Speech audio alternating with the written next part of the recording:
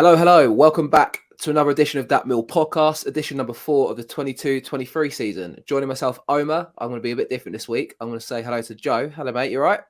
Oh, I feel very privileged there. Thank you very much. Yeah, I'm good. How are you doing? Not bad, thank you, mate. And also, we've obviously got Kai Bennett. Hello, mate. No, good. I'm good, mate. How are you? Always second. Keep it going. I'm just mixing things up today. I'm not even trying to do it on purpose. But hello, Micky. Hello, mate. Hello, mate. You all right? I'm all right, mate. I'm all right. People know I'm always here. So, yeah, it don't matter when I get invited in. No, so, yeah, people know I just thought I'd mix it up a little bit, because we always do the generic intro. So sometimes I put people on the spot and we'll talk about things. But anyway, welcome to the fourth show of the 22-23 season. Hope we're all doing well. Today, we're going to be talking at length about yesterday's friendly, or Tuesday's friendly, because we hear this on Thursday morning, which was away at Dartford. And obviously talk about the day. All four of us are at the game. I'm sure we'll go into length about the team. We'll talk about what we thought of the appearances of some of the new players. And obviously go into length about the game and the people on the pitch that were pissing us all off. Anyway, we'll go into part number 1 now. If you're new around here, be sure to like the video, subscribe if you're new, and we'll go into part number 1 now.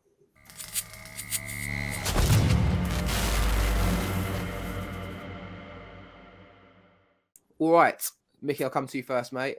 Dartford yesterday, or Tuesday, like I was saying. What did you make of Dartford, mate? Did you enjoy the day? It's good laughing it. At the end of the day, it was nice. All four of us were together with some others, and it was. It's nice to be back on away days, isn't it? Do you know what I mean? Nothing changes every season, does it? We still get the same fucking strings what follow us around. But yeah, hey ho, it's it was good. Should we address that now and get it over with? Because it was all your kind, Micky, the Dartford lot over there. My kind. My kind. Just because I moved to Dartford a few years ago from Bermondsey doesn't make them my kind. Do you know what I mean? So, do you know what I mean? Fucking hell.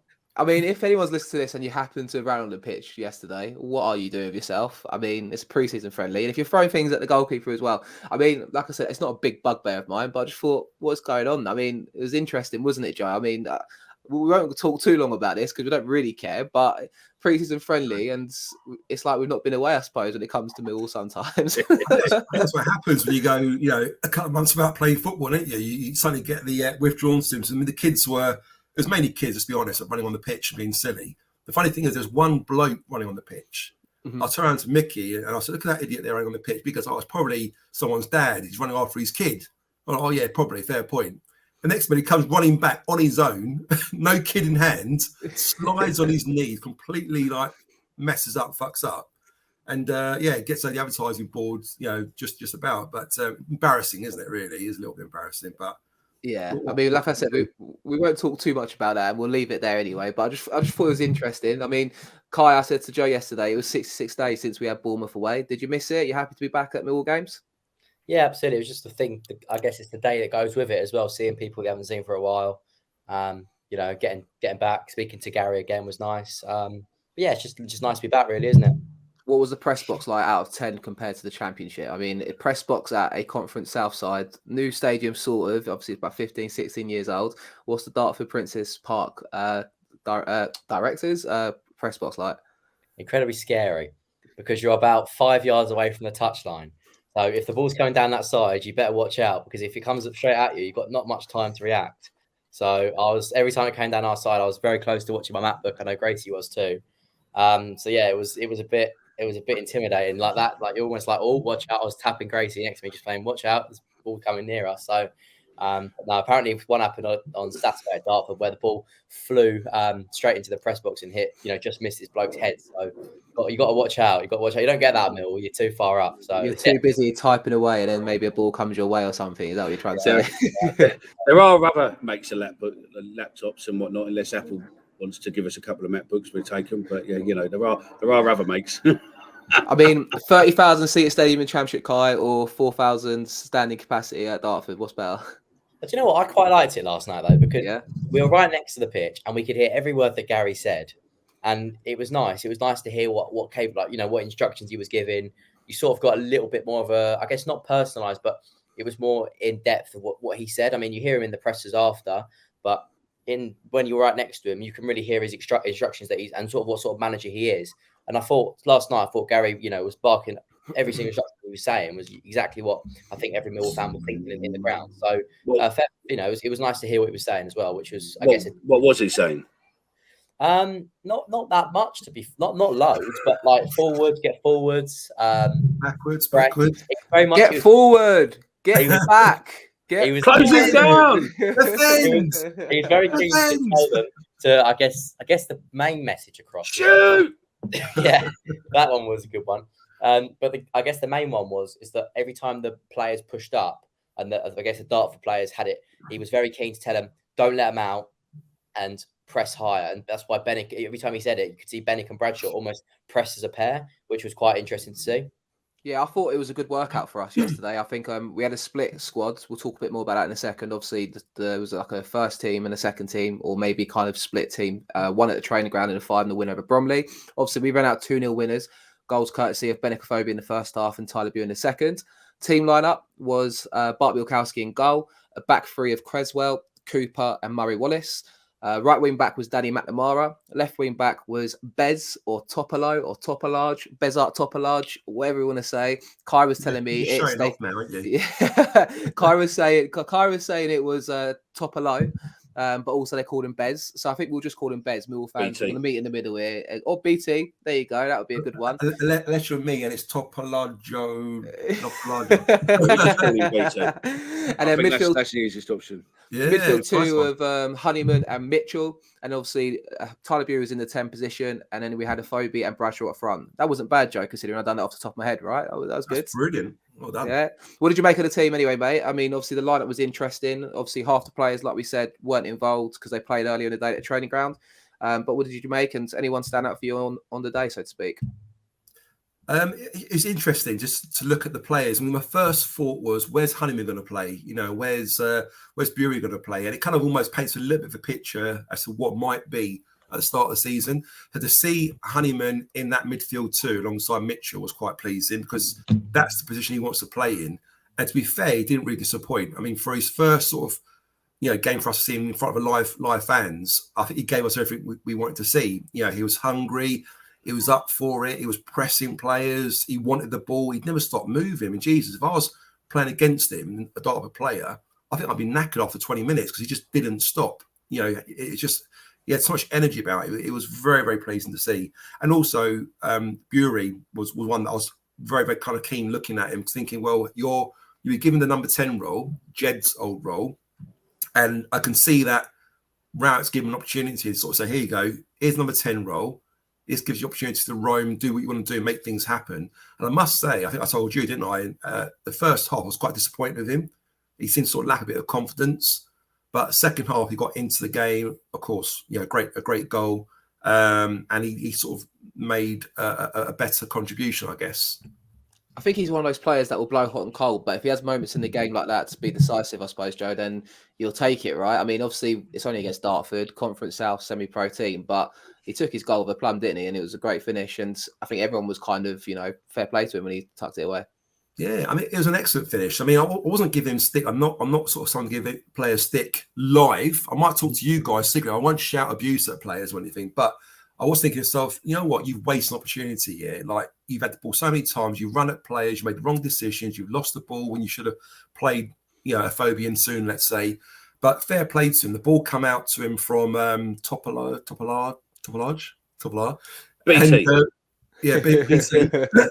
And he sort of dropped the shoulder, went to his right, didn't he? Just pinged this lovely ball. And where I was sat, moved at the time, because I was standing up at the halfway bit, I had a perfect view of this ball just curling into that top corner. It's so nice to see. And again, his confidence just grew at that point. He kind of wanted the ball again, and he's seen a lot better then at that point. So, a young player thrives on confidence, and hopefully this will do him well good. Definitely. Do you know what? Go on, mate. Sorry, just on Bury. Do you know what I liked about Bury and BT yesterday was when they lost the ball, and one of the proven pros who in Millwall, they were getting the ball back, and then they were just giving it back to him, rather than, which I thought was a great way of building their confidence, rather than sort of go, I'm not giving it back to you because you're going to fucking lose it again. But they were giving it back, and then they were making another run in and seeing if they can do something in and all that. And I just thought that was really good yesterday. It looked as if there's a great team camaraderie there with you know, the mixed abilities within the team and looking at trying to develop these players and build their confidence up. But yeah. It was, I mean, it was impressive to see, and I think I said it throughout the game. You know, it's only pre-season. You're not going to read too much into performance, but obviously you don't know what they've done in training the day before. And I think Kai Rat said obviously they had quite a hard session on the Tuesday, I think, didn't they? So I mean, it was clearly, are we going to press every game like that? Who knows? We don't know what the plan is going into the season just yet. But obviously, like you said, obviously with the idea of playing on the front foot and Rat was saying to press and stuff like that, I think it was a good workout and 90 minutes in the tank, more importantly, due to us playing early in the day the other side against Bromley. Yeah, and I think the most important thing is we came through unscathed. No injuries. I don't believe. So it was good to see. You know, and that's always the thing, isn't it? We played 2 pre-season friendlies, and you know the majority of them play 90 minutes. There is a little bit of a worry of maybe a few injuries, but you know it didn't say there was any injuries, so that's great news. I don't think he said that. I think he said the same thing in his recast as well. So you know there was no injuries, which is really, really good. And maybe the pre-season we've had this year might hopefully avoid the amount of injuries we had last year, because last year we were, you know, susceptible to 2 or 3 injuries, you know, per 3-4 weeks, weren't we? So hopefully this year we'll see a more, I guess, you know, team where we can almost stabilize it and use it week in, week out. And I think these games where we're having both, you know, 11, 12 players are playing 90 minutes, that can only help, can't it, build their fitness and confidence. So yeah, it's good. I think it was a big confidence boost as well to the likes of Bury and Topalloj that played, or Topalloj, BT. We will get there in the end, I promise. But Micky, obviously, we won 5-0 in the day against Bromley. The team was Long, Muller, right wing back, Leonard, Hutchinson and Mitchell in centre halves, Malone left wing back, Evans and Saville in the midfield, Fleming in the 10 with Alafe and Bennett up front. I think it puts us in a bit of an advantage position here, because if you look at all the other teams that played last night, I was looking at Cardiff's Twitter, for example, a lot of their players got 60 minutes. You know, it's a bit different to see like second game of pre-season that both, you know, all of our senior players have got 90 minutes in there, mate. I think that could maybe put us in a bit of an advantageous position, because we don't need to worry about getting the minutes in for the players. They've all played their 90s now. They're slowly getting up to speed, and, you know, the season's obviously 2-3 weeks away now. It's quite a good position for us to be in, I think, maybe, and something different that I think a lot of people were critical of online, saying, oh, we want to see this player, but maybe for the sake of the squads, it's actually maybe worked out quite well yesterday. Yeah, no, I agree. I think it was probably a masterstroke, to a degree, because you can play one team you want to look at in the morning. Again, you know, they're both very similar teams, but, you know, Bromley and Dartford are very similar teams. And it just gives you that opportunity to play one form and another. And obviously, here go away and go, actually, that style of play we played against Bromley, we scored 5 goals. But to be fair, we could have probably scored 5, 6, 7 against Dartford. It was just one of those nights, I think, where they just didn't have any luck or anything else, did they? But they're supposed to be doing it next week as well, isn't they? I think we've got a game which we'll talk about in a bit against the other Husky side from Sweden. The name of the season at the moment, I can't remember what it is, but we're going to call it the Husky Derby anyway. Go on, Kai. What's the team called from Sweden? I think it's Hammarby. Hammarby, yeah, Hammarby. Yeah, there we go. Hammarby IF. Hammarby IF. There we go. And obviously, just to mention, I think the goals that were reported online from the training game early in the day at the training ground, Evans got 2, Kai. I mean, interesting there. 1 free kick that I saw online, which looks like it was a good strike. Bennett got 1, Malone got 1, and the other was an own goal, wasn't it, mate? Yeah, the Evans' second goal, actually, there was a little post, I think Mill posted it. Was, did you mean that? It was a really lovely chip. I don't know whether he did mean it, and obviously only George Evans will be able to tell, you know, say if he meant it. But I don't think he meant it, by the way. I definitely won't say it. That's a really good goal, isn't it? And the free kick he took really well. Bennett absolutely slammed his home. And we didn't. I don't think we got to see Malone's or the own goal. But no, it's good. It's good to see the Bennett scoring. You know, Bennett scored. Bennett scored now 1. Bennett Kofobi's now scored 3 and 2. So there's goals across the pitch, isn't there? Which is exciting. Which we've been missing. Yeah. I mean, yeah, it's pre-season though. I've always got the caveat of it in my head. Like, it's always good to try and get carried away. I mean, fuck it, let's get carried away, Joe. I mean, it's good, right? Everything's good, I suppose. Or are we all excited? Yeah, I mean, 11 goals in 3 games, 2 clean sheets. If you like, against Bromley and Dartford, okay, they're at the much lower position, but you've got to take it for what it is. You know, I think Charlton probably scored more goals against Dartford, but then Dartford created a lot more chances against Charlton and scored against them as well. So we didn't really look in any kind of bother or danger that we yesterday defensively. I think we were very, very good. Dartford sort of set up quite defensively, I thought. I think they kind of sat back a little bit. made it hard for us. I think the first half in particular, they worked really, really hard, Dartford. And I think our fitness showed in the second half because they were knackered and we were still pressing, like you say, we were still pushing and we're still going for it. So it's quite good to see. And go back to your point just a second ago, to have 2 games going on and most of those players getting 90 minutes in each game could only help us massively for the start of the season to get his 90 minutes on the belt. Definitely. And I mean, I think maybe we'll talk a bit about Colchester coming up later in the show, but I suppose, Micky, you know, maybe on Friday we'll start to see maybe more of a shape start to take place and style of play maybe start to creep in, and then you can afford to kind of see what sort of patterns we'll see, I suppose, mate. Yeah, no, I think you're right. I think Colchester and obviously the Husky Derby will be probably the Husky Derby will probably be the first time where we might see a proper setup. But you know, I don't know, but I think it's looking exciting for the season when we've got so many players who seem to be able to score and the confidence is high.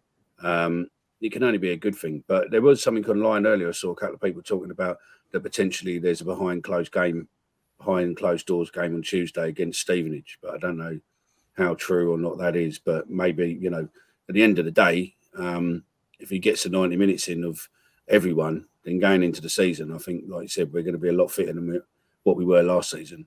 Yeah, I mean, I agree. And I think it's, like I said, I think it's something different. I know a lot of people were upset that we didn't get to see lots of Fleming, but I mean, Kai, I'll come into you on this one. He's waiting for a work permit visa to come through, isn't he? I mean, it was a bit of an interesting one this morning reading about that. I think, obviously, I guess at a training ground game, he could probably get away with playing there because it's, you know, the training ground and not, maybe there's some sort of, you know, legality or perhaps insurance that comes into it if he's playing at a football ground. But we'll wait on a work permit for Fleming, mate, which is a bit of a scary one, but I'm sure it's a formality, right? I hope so. I mean, I'm assuming the rule is that they can't play in front of fans. I'm assuming until they get work. I mean, it's got to be insurance. It's got to be insurance for the players if they get injured and stuff like that. That's the only thing I can think it's got to be. Well, if he's got to have a work permit, right, because it's probably to do with Brexit and all that, and a work permit, does that mean that technically we're not paying him yet? I think we pay him, then he's an employee. Because you can still sign, because a lot of clubs, like especially the big boys, do sign players and loan them back out to other countries where they can go and play on loan and get work permits. They're still your player and he's contractually signed for Millwall. I think maybe he might be under maybe some sort of special dispensation whilst he's waiting for it, that he can train at Calmont Roads. And if it's a training game, you know, it's a friendly against Bromley at the training ground, then I'm sure he can play and it's fine. But yeah, I mean, bizarre one, isn't it, Joe? I mean, we've signed him for nearly, you know, he's our record transfer 1.7 million, but he's not able to play a game for us technically in front of fans. Bizarre, right? Yeah, frustrating. I mean, I can't lie. I was really looking forward to hopefully seeing him yesterday. Seeing how well he did against Palace, the goal he scored was incredible. And of course, as soon as you know that he was playing against Bromley early in the day, you just knew that, okay, that was it. He's not going to feature at all in the second game, which is a bit of a shame. But you know, good things come to those that wait, and I'm hoping we'll get a chance to see him next week. And once this work permit will be resolved, I'm sure it will do, probably I'm guessing by this weekend or by next week, then hopefully we'll see him in front of our fans. It'll be quite nice to sort of watch him live. I mean, should we talk about Afobe's goal? Was it maybe a bit of a scramble? Did Bury have the ball and it fell to Afobe? I mean, it sounds like taken out of. I think that was it. Yeah, he got taken out from behind, didn't he? On the D, right? Yeah, but from behind, someone swiped his legs. Yeah, and it's managed to fall to Afobe. To be fair, he took it really well. But Keeper could have done better. I mean, we was behind it. Me, Joe, and Micky. Keeper probably should have saved it. Is that fair? Yeah, did you? Yeah. That Dartford player ripped his keeper a new arse, didn't he? After that, fucking proper win. But I mean, that was the same player that fucking tried to make a diving save as well, wasn't it? Where he pretty much handballed it nearly. And he was a master in the dark hearts. I don't know what his name was, but yeah, if you were the biggish lump who had a go at your keeper during the first half, I think it was you were fucking. You're a master of the dark arts, mate. Proper. But it was good, though, wasn't it? Watching it at Dartford. I know it's only Dartford, but seeing the level of contact and seeing, like, all the shit that went on. I know that Millwall, they're close, but it was just, you were just really close, weren't you? You can't beat non-league because you were just so close and you could literally fucking, you know, see the reaction. It was the same as going with Bury, what you said earlier about, you know, he kept trying to score and all that. You could see that he was thinking, do I just try and take a shot or do I try and bring it in closer? And you could see the confusion and frustration in his face when he knew that he'd missed that opportunity. There was like that golden opportunity what he missed, and then he's running with the ball and he knows that the ball was going to be taken off him. But you could just see, and it was great to be able to be that close. Even at Millwall, you're not that close. You see him, but you don't see him like you did last night. It's funny you say that. I agree with you because at half time, of course, the ritual is that it's a move across to different goals. So if you're supporting your a team attacking your goal, at half time, the home support will change with the away support. And it happens in most sort of non-league grounds, I guess. And as we were going to the other goal, weren't we? I bumped into some family members who were there at the halfway line. I ended up talking to them. And I was right by the front. And I was like literally leaning over the pitch where Topalloj was. BT was playing. It's interesting. I was quite close to him, and because I coach kids football, my son's football team, I felt like I was like on the sidelines coaching my kids football. And I was kind of like coaching him, telling him like when to go and to hold back and play it out again. And then Nana Boateng comes on. I felt a bit sorry for him. He was quite young. And I swear there was a moment when like the ball come to him, he kind of played it, and he didn't know what to do. And I went, go on, keep going. And he sort of went. I thought, why did he listen to me? And he put a lovely ball across the 6-yard box. I know you remember that. Yeah, I remember that. I'm saying to Luke, see, he's listening to me.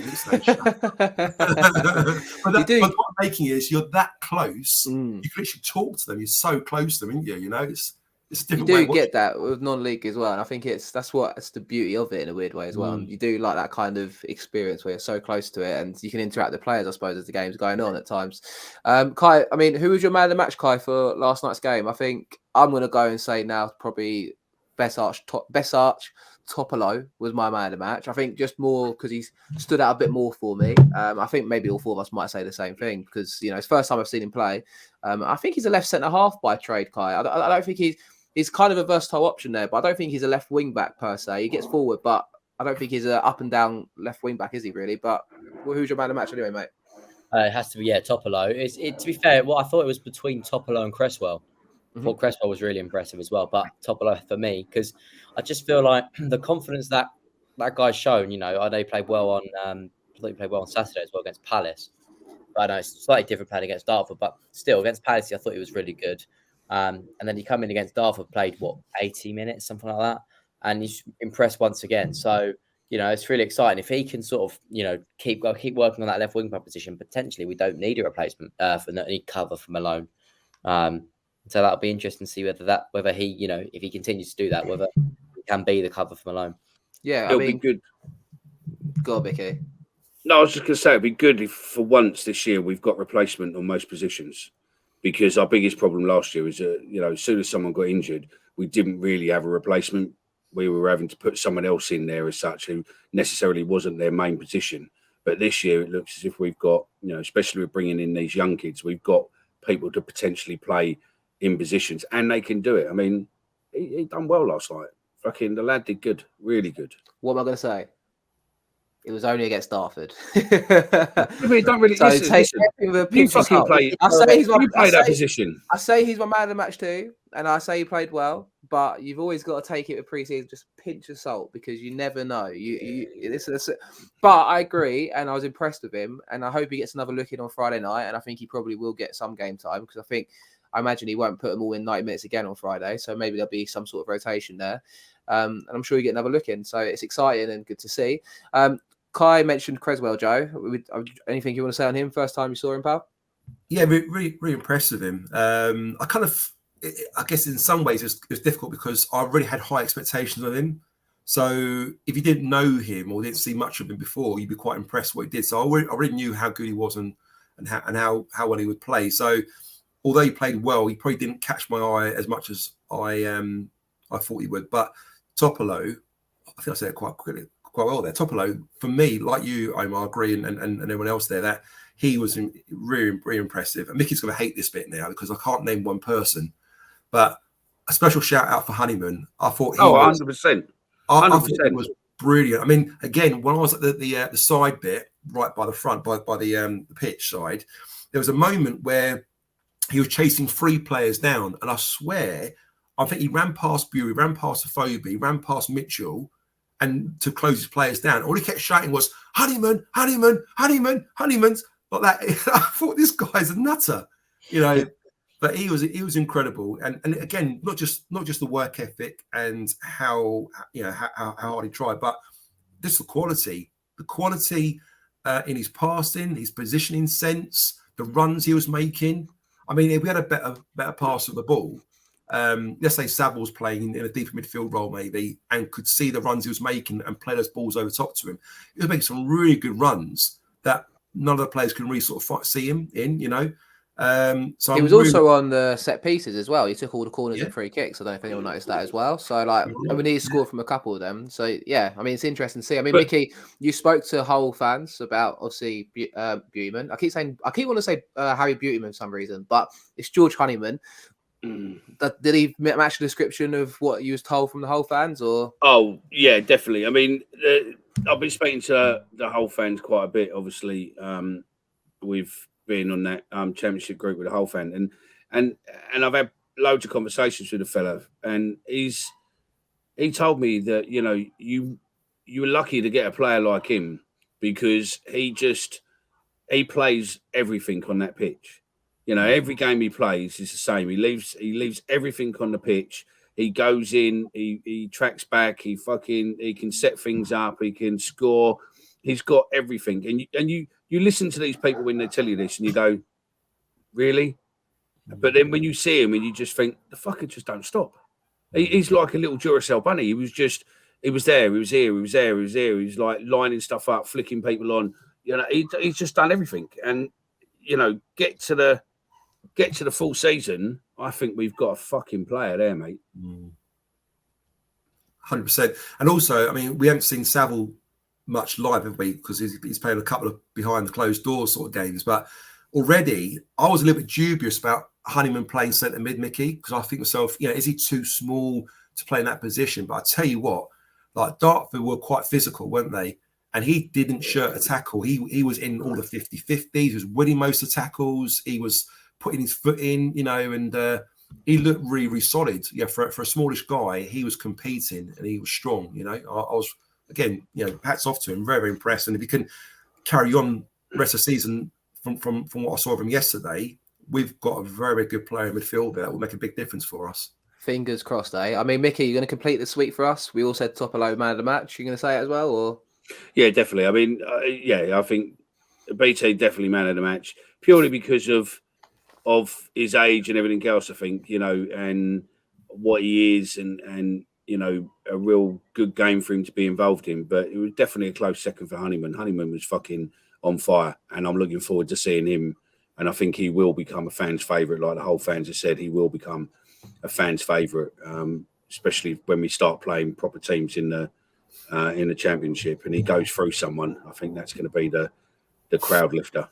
You got a Leeds fans for us, yeah? You know, you spoke to Hull. You got a Leeds fan for us because we're meant to be signing Shackleton soon. Any Leeds fan turned up yet? They won't talk to us. We want to know about what they think of Creswell and Shackleton now, mate, because that's coming soon. I mean, we put something. We got some questions from one the other day who gave us the Creswell one, but we put some questions from them, and that's on the website, which I think Kai did. That's on the website now, but they won't talk to us. I even had one tell me, when you took a Turkish flag and hung it in your ground, that was the day we wouldn't talk to you anymore. And I'm like, fucking hell, do you know what I mean? All right, fair enough, do you know what I mean? It is what it is, I suppose. But look, you know, if there are any Leeds fans listening and you want to come on and tell us about your player, or both players, what potentially is coming as well, you know, then get in touch. But yeah, or if anyone knows a Leeds fan even, then and they want to come on and talk about him, then yeah, get in touch. But so far, I've spoken to about 3 or 4 different podcasts, and I've spoken to 2 Yorkshire journalists, reputable journalists, allegedly, you know, local papers and whatnot, and not one of them will even one of them wouldn't answer his questions. When I said, can you just answer 5 questions? And he went, I haven't got time. And I'm thinking, you're the fucking journo, do you know what I mean? Yeah. So, yeah. Read and say what you will, I suppose. Quickly, anyway, before we wrap up part 1, obviously Friday night, we've got Colchester. Not really sure what to expect, to be honest. I mean, I'm going. Anyone else going? I think, Kai, you're going, ain't you, mate?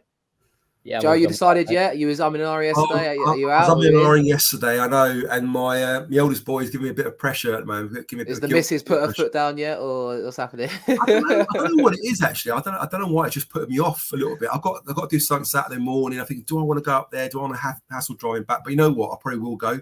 I haven't told. I'm debating on it as well, but I don't normally do pre-season. I don't normally do pre-season at all. But this season, I don't know. It's sort of like he won't go. What to do? I'm thinking about it. I'm thinking about it. The only reason we went to Dartford because he literally had to walk like a 10-minute walk from his house. Micky's not going. Like his missus was telling us to quiet him down because she couldn't hear EastEnders, could she, at the time?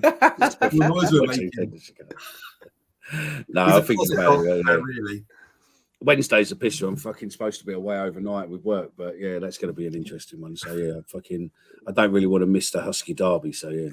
Well, I'm looking forward, obviously, to Friday. Another game to catch Millwall in, and I think it'll be interesting. I don't think it'll be 90 minutes again for every player. And I think we might hopefully see Fleming if we get a work permit through for him in time. But I think they're going to probably hold him back for Wednesday, judging by what Rowe said in between the lines. I think Kai, you're going to quote me to it, but I'm pretty sure he turned around and said, maybe, we're bringing him up to speed. He's trained, obviously, in England. He's played a couple of games now. Probably, maybe it's good if he has a little bit of a break, and they're going to give the boys the weekend off. Am I mistaken? Yeah, I think that's the plan, to give them the weekend off. But no, it's exciting. It's going to be good to see Fleming. It'd be nice to see Fleming if he is available at Colchester. But they might even, as you say, they might hold it back, and maybe his proper unveiling, I guess, is at the Den in the Husky derby would be nice. Do you know who I really want to see, guys? I want to see Tanto. I want to see Alafe. I've not seen him really play before, and he's obviously played against Palace, but he's also played 90 minutes allegedly against Bromley. I want to see him, Micky, get an opportunity, and maybe Friday could be that. Yeah, strong possibility, I suppose. But I have to say, because Colchester, I don't know, will he put out a half? He was on loan to League Two last year as well, I remember, Alafe, so maybe it'd be good to see him against the League Two opposition. I mean, I've not seen a lot of him, and I'm intrigued to see a bit what he's about, really. So hopefully, if I had the choice of what I'm looking forward to on Friday, obviously Fleming, but it'd be nice to see Alafe play. But anyway, I'm going to call the end to part one here. We'll come back into part two, where we'll be talking about transfers. If there's any new ones, there's not.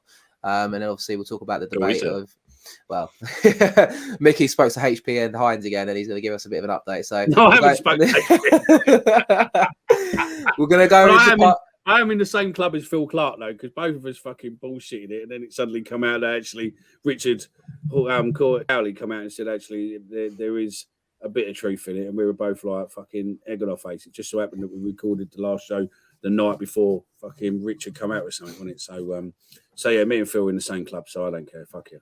We're going to call part one there. Like I said, if you're new around here, like the video, subscribe if you're new. We like all the appreciation and comments on YouTube. And we'll go into part number two now.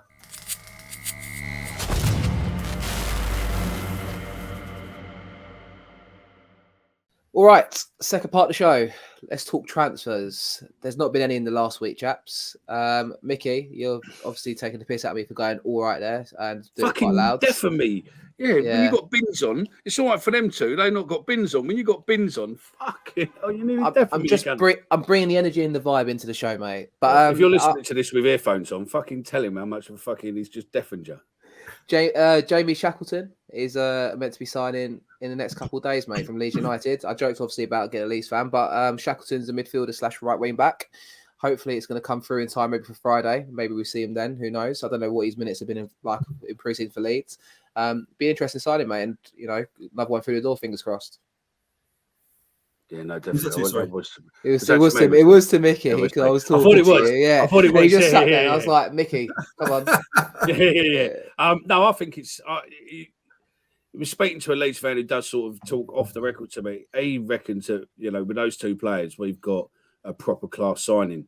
There seems to be some rumor that Shackleton could be a potential permanent signing or with an option. With a view to buy. Yeah, with a view to buy. But I don't know. But they, Leeds fans seem to love him, and they seem to be, great players. So I'm looking forward. If we get both of them, I'm definitely looking forward to.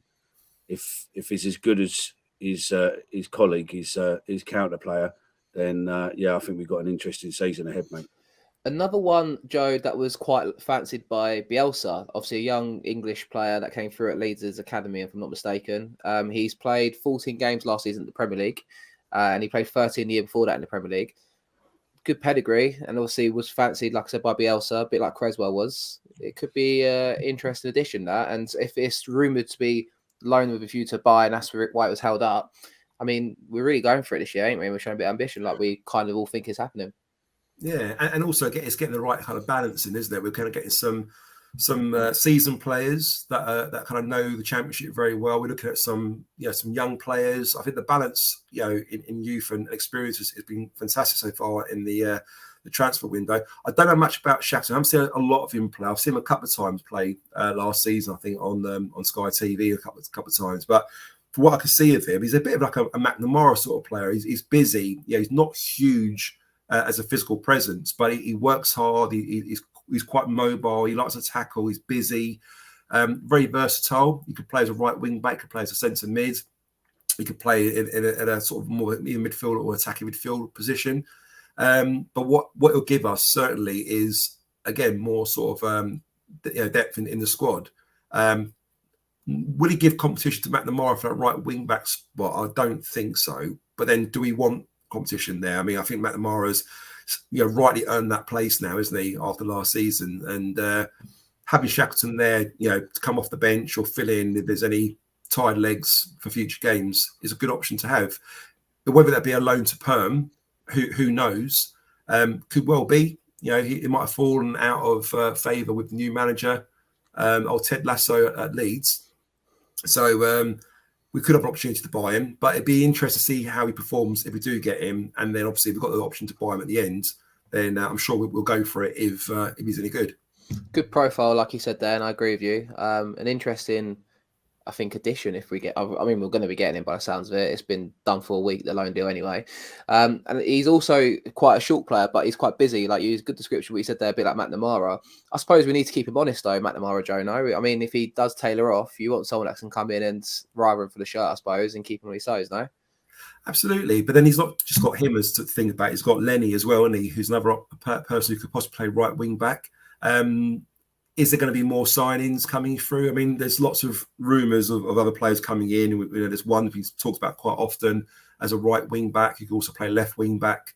So I'm sure there may be more players coming in that will give McNamara the competition that, let's be honest, he probably needs to kind of make sure that he's performing 9 out of 10, 10 out of 10 most games, rather than think he could just cruise and give us 7 out of 10. Not he would, but competition's good. Competition's healthy, isn't it? Definitely. I think that's also the key. I think to have a good, honest squad, and they all fit in, good kind of profile players as well. So it's all exciting. I mean, Kai, obviously a bit about Shackleton, mate. What are you hoping from him? But also any new additions, anyone else that's been rumoured? Obviously, Joe mentioned Nathan Burnday. He didn't say the name, but more or less mentioned that. Anything you've heard, mate? And just in general, any rumours? No, not really. I think the general news is that we want 2 to 3 more. That's what Gary said, isn't it? 2 to 3 more quality additions. Jamie Shackleton will be a good signing if it all goes through okay. If it's all, if it all happens, you can play right back, centre mid. But also, I think it's quite important because now there's 5 substitutes. The new rule again is got that's 5 subs. You need that depth in the squad. You need that quality on the bench to be able to change games.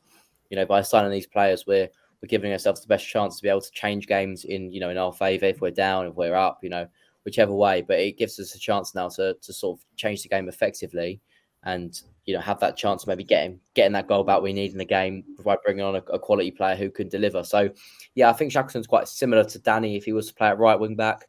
Likes to get up the line very quick, got good pass on him, but also can play in the midfield. He's quite strong, holds the ball well and plays, spray balls out wide as well. So whichever position he plays, I think we've got ourselves a good sign if it all goes through. No, definitely, mate. And I think it's obviously good to see us approach these sort of players. I think, like we're saying, Dan, he's obviously played 27 games at the Premier League level. And he's only 22 years of age. I mean, Joe, the question I've got to ask is, if we're bringing in another midfielder or another kind of wing back option, and I mentioned it last night, are we likely to see anyone leave? I mean, the squad's quite settled. It's not massive as it is anyway. But we're starting to get a bit top heavy, I think, with midfielders, in my opinion. Is that maybe room for someone to depart? Or I mean, the trouble is, you look at the squads and who do you want to lose? I mean, there's not many players that you would feel deserve to lose, other than, and I hate to say it, probably George Evans is one that I would say that he'd probably be the weakest link at the moment in midfield. If you look at 5 or 6 central midfielders at the moment, he'll probably be last choice, weren't he? But then he scores 2 goals against Bromley. Yes, a great diag ball against Palace to set up the goal, which was a great goal that Phobie scored from that header. Is this the kick up the arse that he needs? Maybe, who knows? Maybe he's thinking, shit. I need to really buck up my ideas here if I want to, keep keeping this team. And maybe he's using these pre-season friendlies as an opportunity for him to showcase what he's about and how good he is. So it'd be interesting to see how the players adapt to competition. Are they going to fight for their places, or are they going to just give up and think, well, you know what, I'll go then? It'd be interesting to sort of see. But yeah, I mean, I'll probably say he would be the one that would probably be moved on if he doesn't get enough first team football. But it's a long season, as we've seen in previous seasons, and lots can happen with injuries and suspensions and players dropping out of form. So I'm sure he'll get an opportunity to play some first team football and show what he can do. I think also you've got a 4-month period before the World Cup. So it's only 4 months, if that makes sense. So you can have a larger squad, I think, until the January window. And then maybe there'll be some more movement. I'm not sure. I don't know how it's going to go. But I mean, Mickey, obviously, like we were saying about Evans there, I was going to come to you and say, where do you think he's best position, or where do you think you can see him in the Millwall side, mate? Because the midfield's quite heated competition. He's played in the back three a couple of times before for us, and I thought he looked quite handy during COVID. It's a hard one there, isn't it? And I think he is probably the one you look at and go, is he still going to be around? Or I think he'll still be around because he's a versatile player. I think he can play in various different positions. So, Gary's obviously got a plan for him, or else he wouldn't be here now. We've got someone coming on. We've got a show obviously coming up before the main season, and the person coming on knows a bit about him quite well. His boys, good mates with him, so we'll be able to push him for some information on that one. So yeah, be interesting watch anyway. Kai, you was put it in the chat earlier. An interesting one that popped up today was Shea Ojo completing a 2-year free transfer to Cardiff City with Steve Morrison, mate. Interesting, isn't it? Yeah, what do you think of that? Well, it's interesting because obviously left Liverpool. I'm not quite sure. I mean, at Millwall, whether I think he was on quite big wages, wasn't he? And I don't, even though he did well in spells, he was really good. I think before he got injured, before the Palace game, he did well in the Palace game, I thought, and then came back and never really got back to what he was like maybe in the 5-6 games before that, because he was just starting to look like the player that we thought we'd signed. A couple of good assists to Bradshaw. I think one good assist to Bradshaw in the Stoke game. Lovely ball and lovely ball in the box. But no, it's a weird one. I think Cardiff have really backed Morrison, haven't they, this summer? And they're obviously giving him the funds to do it, and a lot of sightings as well there. To watch, I think. Be interesting to see how it goes. It could either go really poorly, can't it, Mickey, at Cardiff for Morrison, or it could be. I think you mentioned in the chat earlier about all the clubs strengthening and loads of new signings, mate. So I mean, be interesting, right? I mean, you look at West Brom. I mean, West Brom's got Jed, and they've got John Swift, which are going to be dangerous together. You got Hull, what's signed Siri and fucking loads of other players, some Turkey players and all of this sort of stuff. They've really strengthened. Huddersfield strengthened. There's a lot of teams have really strengthened. Yeah. Do you reckon Huddersfield? Do you reckon? They've had a couple. Only, haven't they? Yeah, well, they've lost their manager, though, don't they? They lost. That's the benefit there. Toffolo and O'Brien. They're about to lose O'Brien apparently, and it looks like they might lose Toffolo as well. So, have they strengthened? I don't know. To be honest, the boys in the chat think they have to a degree, but I mean, look, they haven't lost their players yet, whether or not they do or not. But I think we'll do a championship prediction show shortly. But I mean, I do think it's going to be a very tight season this season to be able to name, an easy top 2 as such. Unlike last year, even though we pretty much didn't really get it right then, but we'll see if we can do better this year. I've done better than Omar, so yeah. You did. So I was about to say, stay tuned for our predictions in the next couple of weeks for that. And we will do a show where all of us give our predictions. It'll be quite good to do.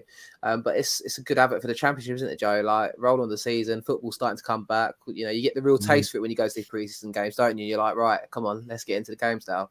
Absolutely. I think the championship is very quickly becoming the new Premiership almost, isn't it? It's quite an exciting league to play in. And when being a Mill support, you're used to playing League One and you're down there for quite some time.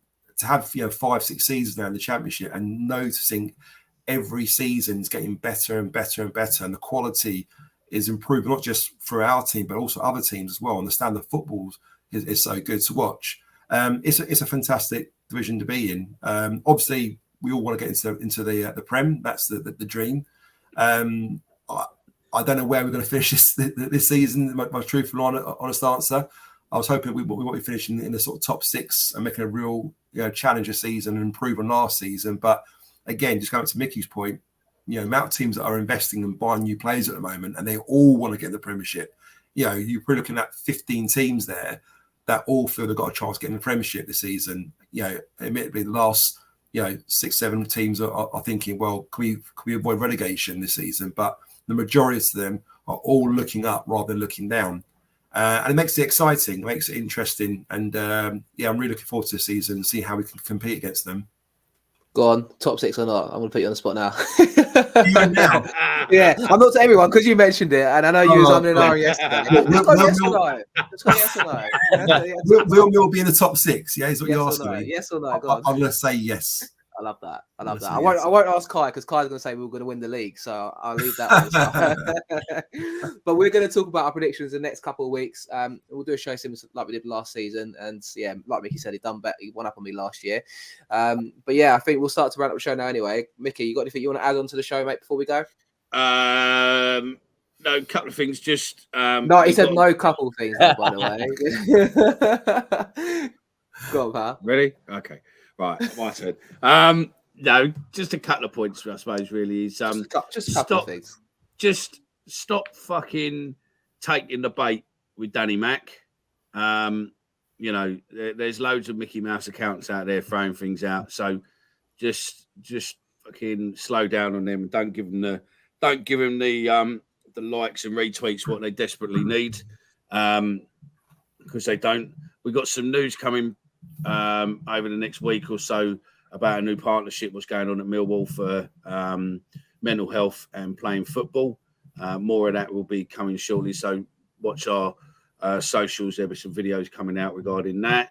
Other than that, I just can't wait for Millwall to be back now. I do love the abuse from you fuckers every week. But other than that, I think that's pretty much it, mate. Get following the socials. My laptop is starting to smell really fucking not good. And it's whilst really Micky, hot. So whilst Micky burns his house down, we'll that was one of your next door neighbours in the garden smoking some wacky backy or something. It smells like melted plastic, to be fair, mate. So if I suddenly start going But we'll draw close to today's show anyway at the 4th edition of the 22-23 season. Kai, thank you as always for coming on, mate. No, thank you very much for having me. Enjoyed it again. See you Friday. Absolutely, mate. Jove, as always, thanks, mate. Thanks, guys. Cheers for having us. Really enjoyed it. Thank you very much. No problem. And Micky, can you say goodbye before your laptop melts? You all good? Goodbye from me. Goodbye from him. Goodbye from everyone. And thank you for listening. You are superstars. We'll call it there. Cheers, guys. Speak to you soon.